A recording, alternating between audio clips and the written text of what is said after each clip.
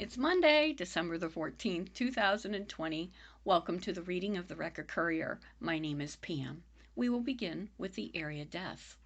Jane L. Huey, age 90, passed peacefully of natural causes at Cobb Wellstar Hospital on November 29th. A memorial service will be planned at a later date. Robert Louis Nolte, known as Bob, age 91, of Talmadge, Ohio, entered the gates of heaven on Monday, December 7th, after a brief illness. Due to COVID-19, the family will have a private visitation at Bisler & Sons Funeral Home in Kent. Mass of Christian burial will be at 11 a.m. Saturday, December 19th at Our Lady of Victory with COVID-19 safety protocols in place. Judy Funkhauser, age 72, passed away. Visitation Tuesday, December 15th from 11 a.m. until noon at the Fortuna Funeral Home in Cleveland. Dorothy A. Thomas, 90, of Suffield, passed away Friday, December 11th at the Briarwood Nursing Home in Stowe. There will be no calling hours. Graveside services will be held 2:30 p.m. Monday, December 14th at Maple Grove Cemetery in Ravenna. Kenneth L. Pospichel, Pospichel, 70, announced the sudden passing on Thursday, December 10th. Graveside services will be 11:30 a.m. Monday, December 14th at Homeland Cemetery in Rootstown. Emmeline Dawn Pierce passed away peacefully in her parents' arms, surrounded by her family on November 24th at Cincinnati Children's Hospital. Cremation has taken place, and friends and family will be received Saturday, December 19th, from 10 a.m. to 11 a.m., with a memorial service following at 11 a.m. at the Wood Courtright Borkowski Funeral Home in Ravenna. Kim W. Ebb Heisel, age 64, passed away on Saturday, December 5th at University Hospital, Portage Medical Center, after a short battle with cancer. Cremation has taken place, and a graveside service will be held at Maple Grove Cemetery in Ravenna on Thursday, December 17th at 1 p.m. Loy Grant Banks, age 73, of Ridgetown, passed away Friday, December 4th in Cleveland. A memorial service will be celebrated on Friday, December 18th at 6 p.m. at the Wood Courtright Borkowski Funeral Home, 703 East Main Street, Ravenna. James A. Shrewsbury, known as Fats, 88, of Ravenna, passed away Thursday, December 10th at Vista Veranda in Ravenna. Due to the coronavirus, private family services have already been held. Bradley E. Phillips, 58, of Garrettsville, Ohio, passed away at his residence on Tuesday, December 8th. No services are listed. That concludes the death notices listed in today's online edition of the Record Courier. So let's begin our first article. Portage has seen at least 970 COVID cases, 17 hospitalizations, and 8 deaths in December alone. Ohio's coronavirus pandemic stubbornly refuses to show any steady downward trend, as 10,359 new COVID-19 infections and 128 more deaths were reported on Friday. The latest count on fatalities, the fourth highest daily total of the pandemic, boosted December's virus death toll to 997, surpassing April to become the second deadliest month of the pandemic. December deaths are on pace to far exceed the record 1,180 fatalities in May. Portage County has seen a total of 5,526 positive reported cases, 294 hospitalizations, and 87 deaths since the state began tracking data. Nearly 2,200 of those cases have occurred in people younger than 1 year of age to 29. Roughly 1,150 of those cases have occurred in people over the age of 60. Since just December 1st, Portage County has had at least 970 positive reported cases, 17 hospitalizations, and 8 deaths, according to numbers posted Friday on the Ohio Department of Health's website. The state also breaks down cases by school district. According to the state's data, Aurora has seen 32 student cases since the September 17th, 7 of those coming in the past week, and 4 staff cases, 1 of them new. The Kent School District has had 21 student cases, 4 of them new, and 19 staff cases, 3 of them new. Ravenna has had 9 student cases, none of them coming over the past week, and 11 staff cases, 4 of them are new. Streetsboro has had 18 student cases, 4 of them new, and 11 staff cases, 3 of them new. Oh, so many sick. But let's move on to our next article. At least 3 dead after pickup carrying 8 people crashes in Shalersville, by Eric Murata. At least 3 people are dead after a pickup truck carrying 8 people crashed on Peck Road in Shalersville Township Sunday afternoon. The other 5 who were in the truck were hospitalized with serious injuries, according to the Ravenna Post of the Ohio Highway Patrol. The patrol said in a release that the truck crashed near 8176 Peck Road, just south of Gray Road, around 3:30 p.m. The scene was about a mile north of Route 88 and just over a mile due east of the Portage County Regional Airport. Troopers who responded said they found a white 2015 Chevrolet Silverado off the east side of the road with severe damage after having struck a tree. The Silverado had 8 occupants, 3 of whom died as a result of the crash. The other 5 occupants were taken to area hospitals from the scene for serious injuries, the patrol said. The crash remained under investigation Sunday evening. And now, Kent resident finds house guest dead in West Side home, by Eric Murata. Kent police and firefighters responded to a home at 692 Silver Meadows Boulevard Sunday afternoon for a report of a deceased person. Police Sergeant Jared Bowen said the residents there called to report that a house guest who had been staying there was dead inside the home. He said the resident had been away since Wednesday and had expected the guest would have departed. It appears that person had been deceased for several days, he said. Portage County Coroner Dean DePero was called to the scene. An autopsy will be performed to determine the cause of death, Bowen said, adding investigators could not find anything at the scene to offer further insight. He said police are not releasing information on the deceased pending notification of the family. There's nothing at this point that leads us to believe that there was any type of wrongdoing or criminal element to this, he added.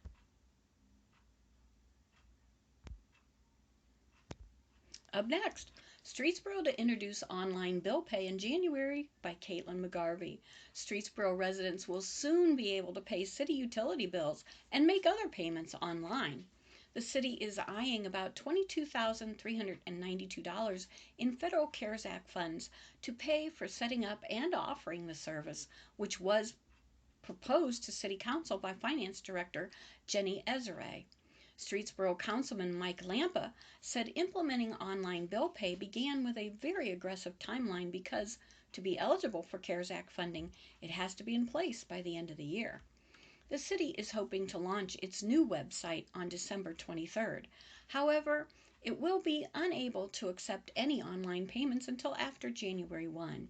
At that time, the ability to pay online and receive paperless billing will be available immediately for water, building permits, zoning certificates, and more. Ezere noted in her memo that online bill pay is an allowed expense for CARES Act funding because it will build functionality to offer government services to the public online, which reduces the number of in-person interactions. Allowing online methods to process payments and forms means fewer residents and contractors entering City Hall. The city's old website is so outdated that it cannot support online bill pay or paperless billing, Lampa said. Therefore, the switch to online bills and forms has to happen in 2 steps. First, a new city website that can support the services has to be launched. Then the city must integrate its CMS platform to work with an external third-party vendor to accept online bill pay. Streetsboro contracted with Proud City, a company that helps local governments launch and manage digital government operations for services. Invoice Cloud Inc. was chosen as the payment provider, Lampa said. Online bill pay is a must to move our city forward, he said. Residents, including myself, have asked for it for a long time. Not having to send paper bills is also a perk because it saves on postage and limits potential issues of people not receiving them on time. The next water bill is scheduled to go out on January 11th, Lampa said. Once residents receive their bill, they will be able to go to the new website and make a payment. Their account number and last name will be needed at login. At that point, they will also be able to opt into a number of services such as paperless statements and text alerts. Up next, after decades in law enforcement, Doak looking forward to retirement by Jeff Saunders. As he winds down his tenure, Sheriff Dave Doak reflected on his more than a half a century in law enforcement, 12 years at the helm of the Portage County Sheriff's Office. Doak will retire in January after deciding not to seek a fourth term in office. I think for a month or so, I'm not going to do a thing, he said. It's going to be an adjustment for me. I've been doing this 51 years. This is a career in law enforcement, not his time as sheriff, which began in January 2009 after he was elected the previous November. Doak will be replaced by Bruce Zukowski, who won the election in November. I want to thank the citizens of Portage County as I'm on my way out for their support over the years, and especially my staff, he said. They have been an immense help to me. Uncles led the way. Doak's career began with the Kent State University Police Department in 1969. In 1972, he moved to the Chester Township Police Department in Geauga County, then was a criminal division investigator for then Portage County prosecutor Ron Kane before joining the Kent Police Department in 1977. He stayed there until he went to work for the Sheriff's Office in 1995. Doak said it was family ties that led to his choice of a career. I had a couple of uncles who I think influenced me at a very young age, he said. The brothers Ed and Don Doak started a business in the Kent area in the 1950s that provided patrol service for other businesses before they joined the sheriff's office. Don would later leave and serve for a while with the Hudson Police Department before eventually returning to the sheriff's office. He was actually the chief of detectives when I was working there, Doak said. Doak became chief deputy at the sheriff's department, but friction developed between him and then Sheriff Dwayne Cayley over operational, philosophical differences, Doak said. Cayley would ultimately fire Doak in 2007 over a difference of opinion. I guess each of us needs to take a little ownership of that, Doak said. Dwayne's a good man, he's a good family man, and I don't hold any grudges. I really don't. I think he felt he was doing what he needed to do in there. Nevertheless, Doak ran against Cayley the following year and won. Jail expansion nearly complete. Doak is proud of overseeing the renovation and $21 million expansion of the county jail in Shalersville that began in April 2018. We're very close to having the entire project finished now, he said. Once complete, the jail will have room for about 350 inmates, up from about 220 previously. We were literally stepping over bodies back there sometimes, Doak said, adding, there was just a need to do something in that jail because the numbers were so huge. We actually had people on the floors sleeping on, we call them boats, they're rubber mattresses. We had so many people back there in one of the pods where we had movable tables, we had to stack up tables and chairs to make room to have people on the floor. The numbers were just totally overwhelming. Doak said COVID-19 has complicated jail operations, making it necessary to keep the inmate population below capacity as much as possible. The sheriff's office, he said, has been working with the courts, including the Department of Adult Probation and other law enforcement agencies. More defendants, for example, are being released on personal or signature bonds, and for those who are jailed, video arraignments have increased to cut down on the need to transport people to and from court. The opiate epidemic has been a challenge as well, but also a source of pride, said Doak. Due to efforts the sheriff's office has taken to work with social service agencies to get help for inmates suffering from addiction, Doak said Chief Deputy Dale Kelly has been instrumental in what is a work in progress. Being out there on a daily basis, you see the faces of these people day in and day out, and they're coming through there like there's a revolving door, said Doak. It makes you scratch your head and you think, we've got to get these people some help because we're not going to arrest our way out of this problem. That's futile.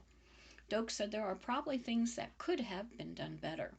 I'm constantly analyzing myself and looking back on things and learning. It's a learning experience all the time, he said. Court cases still pending. During his time as sheriff, Doak, his office, and some of his deputies have been the subject of several lawsuits, most recently allegations of abuse. Inmates and former inmates began coming forward in 2019 to allege that they had been abused while incarcerated in the jail. Two of those former inmates have ongoing lawsuits in federal court in connection with alleged abuse. Meanwhile, the Portage County Prosecutor's Office announced in July that it had reviewed allegations of abuse and investigations were conducted by the Portage County and Lake County Sheriff's Office and the FBI. It is in an unrelated case. There is an ongoing civil lawsuit in Portage County Common Pleas Court in which a former senior deputy alleges that Kelly Doak's chief deputy sexually discriminated and retaliated against her. A civil jury trial is scheduled for August the 2nd. Another lawsuit alleged that former Sheriff's Major Dennis Missimi sexually harassed a former Sheriff's Office employee. In that case, also filed in the county court, summary judgment was rendered against the former employee and her husband, who are currently appealing in the 11th District Court of Appeals. Doak would not comment on the pending court cases, other than to say that in the jail, abuse accusations were just denying those allegations, and I think there's going to come a time when that will come out. Doak plans to stay busy. As he moves towards retirement, Doak said he has plenty of hobbies, including fishing, hunting, and riding his motorcycles to keep him occupied. He is also a licensed private pilot. I will keep busy, he said. I have a lot of home projects, and I think my wife has a to-do list, and I have some grandchildren I want to spend some time with. I'm looking forward to that. Still, he said, it is going to take some time for him to get used to not being on call. It's going to be an adjustment for me not to have the phone ringing day and night, he said. A lot of what we do out there day to day is crisis intervention. It's just one thing after another, day and night, 24 hours a day. Our next article, Ravenna Schools to refinance $9.77 million in debt, by Diane Smith. The Ravenna School District will be refinancing almost $10 million in remaining debt from construction of Ravenna High School. But homeowners won't save much money because interest rates were low to begin with. Craig McKendry, treasurer of the district, said the board agreed to refinance $9.77 million in debt remaining for the construction of Ravenna High School in 2006. The district will be lowering its interest rate to about 1.7% from the rates ranging from 2 to 3.25%, saving a cumulative total of $719,297.48. Savings to individual homeowners will be small and will be reflected in the second half of property taxes in 2021, McKendry said. Eric Praw, managing director of Hilltop Securities, made a presentation to the board recently. The bonds will be refinanced through Huntington Bank, he said. Prawl said that the district made a similar move in 2012 and 2013, allowing taxpayers to save more money.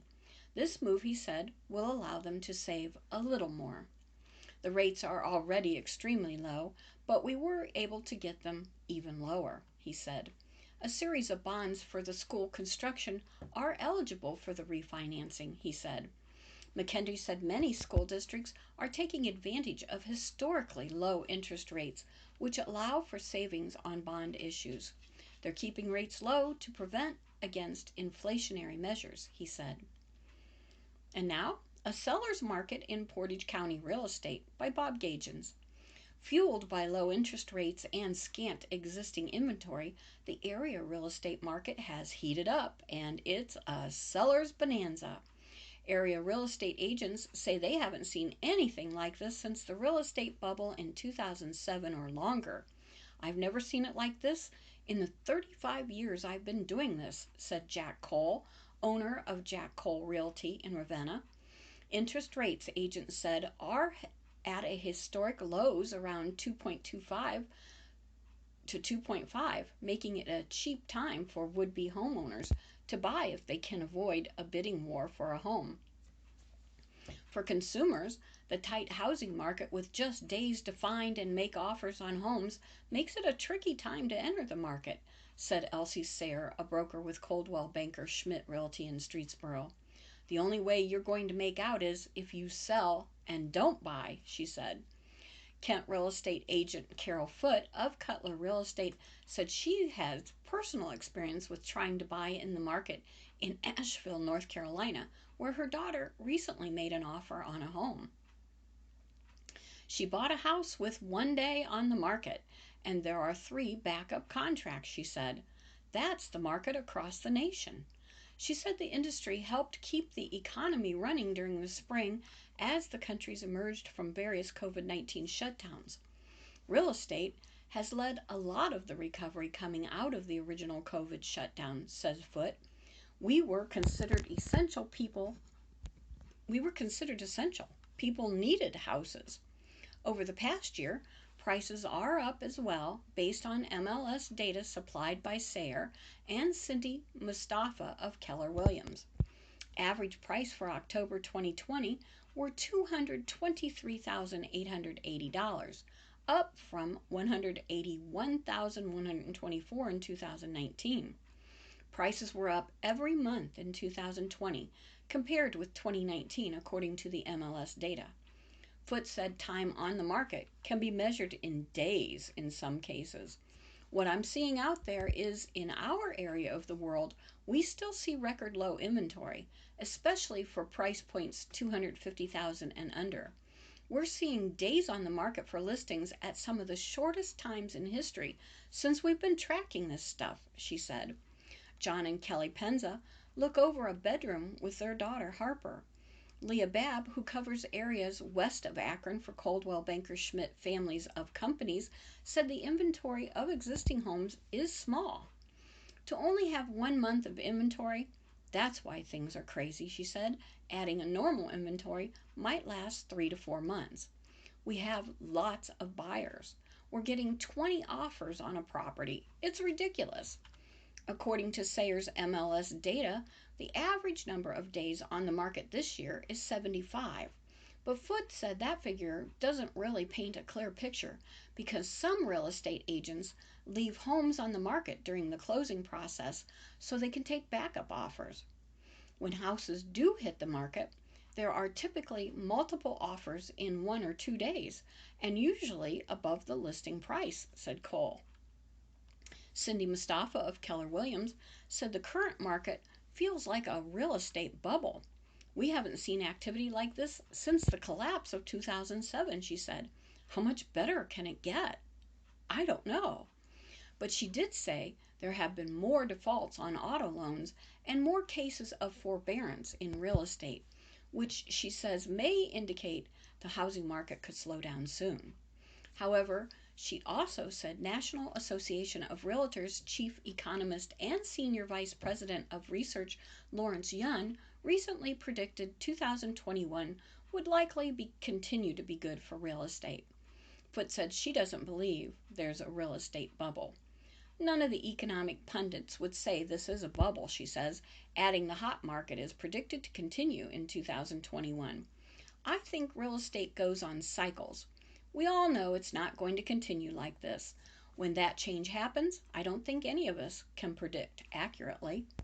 Sarah and Cole both agree it seems unlikely current conditions will continue for much longer. I've been saying for 6 months to a year now that this feels like a bubble, says Cole. I guess the bubble is getting bigger still. I don't know how long this is going to last. I don't think interest rates will go up anytime soon. Cole said slow new home construction is hampering the supply of homes on the market.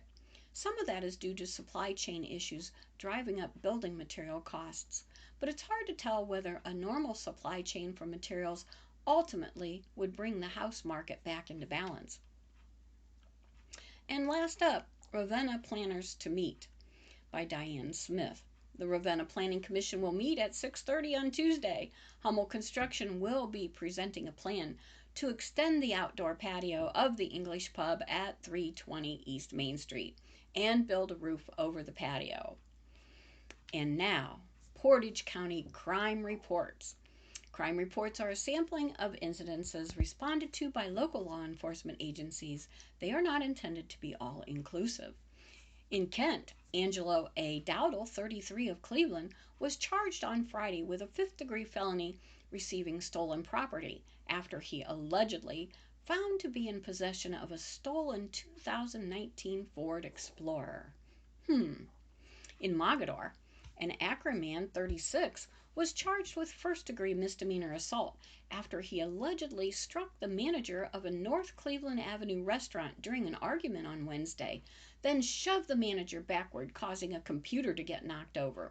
The man was given a summons to appear in Portage County Municipal Court in Kent on Monday and released.